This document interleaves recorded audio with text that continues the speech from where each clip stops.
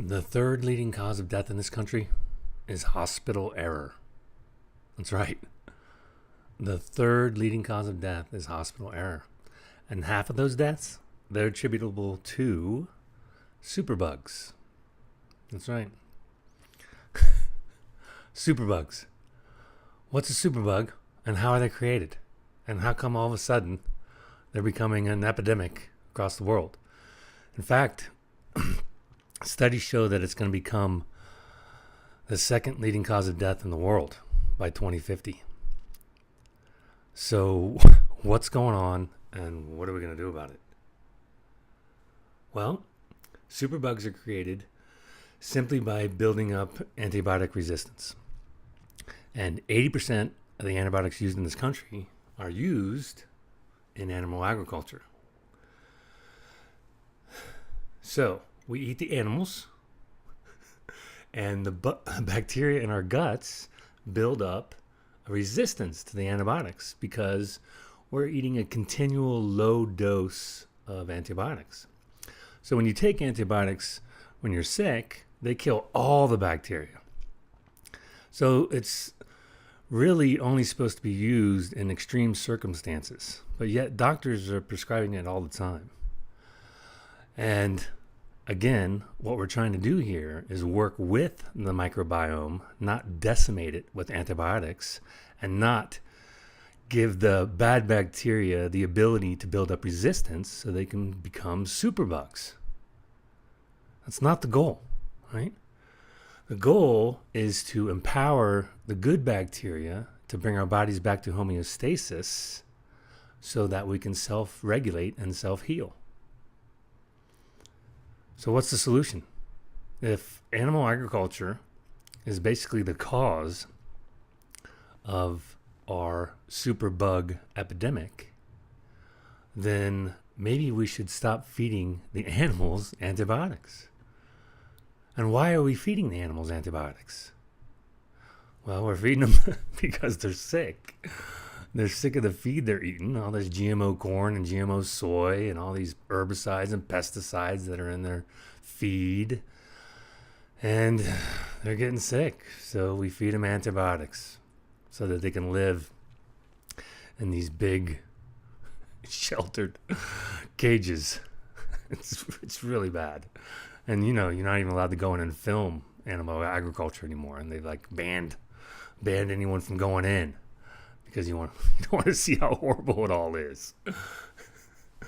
So what can we do? Well, guess what?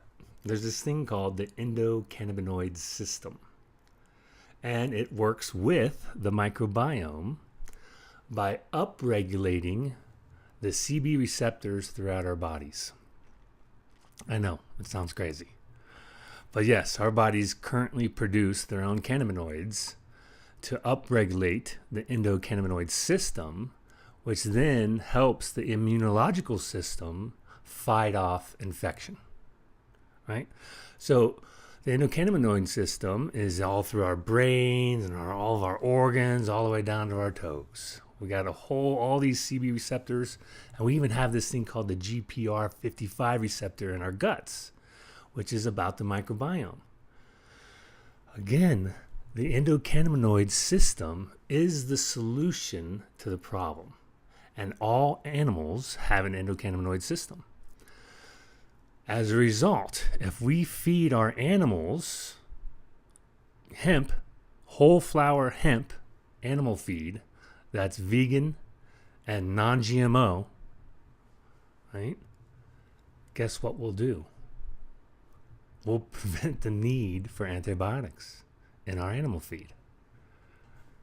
That's pretty amazing, right? And guess what? Hemp seed meal, and hemp seed oil has some of the most bioavailable protein on the planet. So we can basically create a whole hemp animal feed that will reduce the amount of tonnage required for protein feed and eliminate the need for antibiotics. What? What are we doing? What are we waiting on? I mean, let's declare a national emergency. Let's get this hemp animal feed subsidized, and let's get this processed so that we can create a new animal feed system that is based upon hemp flour and hemp seed meal and hemp leaves and hemp stems. And at the same time, we can create hemp as a cover crop, and we can basically regenerate all the pasture lands with forage feed. That's right. We can make the whole hemp plant a forage feed, and basically all the animals could go out and forage for it on the pasture lands. Right? So, I mean, there's a whole sustainable solution here. And that's just one aspect of the hemp plant. And it's a very vital aspect. So again, what's the goal? The goal is to work with the microbiome to bring our bodies back to homeostasis so we can self-heal. That's the goal. Okay? So if we can utilize the endocannabinoid system to help bring our bodies back to homeostasis and help with the immunological system's war against the bad bacteria,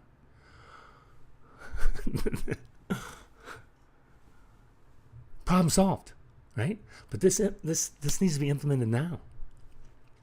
All right, hemp animal feed will eliminate antibiotics, and it'll reduce the amount of tonnage required for protein. Done.